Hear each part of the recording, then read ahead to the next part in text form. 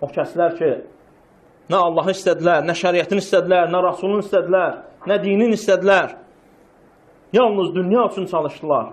Dünyanı istədilər. Dünyanı abahlaşdırıb, ahirəti xarab elədilər, zay elədilər. Allah subhanahu wa ta'ala onlar haqqında buyurur ki, "Ulaikellezine leysa lehum fil ahireti illennar." O kəslərə ahirətdə cəhənnəm odundan başqa bir şey yoxdur. Çünki gediləcək yerlərin ən pisini seçdilər. Çünki üstünü qoyub alçağı seçdilər. Allah subhanahu wa ta'alanın qarşısında diz çökmədi. Allah subhanahu wa ta'alanın qarşısında belin bükmədi. Allahın ona verdiyi ən şərəfli üzünü və başını Allah üçün alçaldmadı. Vallahi fikirləş və bil, yəqinlə, bu dünyada özün üçün saydığın ən şərəfli yer başını Allah üçün alçaldarsan ki, alçalma günündə, qiyamət günündə, rəzil olma günündə Allah səni ucaltsın. Çünki o gündə insanlar səcdiyə çağırılacaqlar.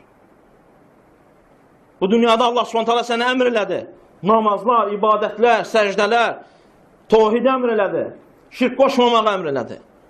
Və Allah subhanahu orada da səndən səcdəni istəyəcək. O gün səcdiyə çağırılacaqlar. İnsanlara aləmlərin Rəbbi gəlir səcdə elə deyiləcək. Lakin bacarmayacaqlar. Çünki səcdə edənlərlə olmadılar. Məskən olaraq meçidləri seçmədilər.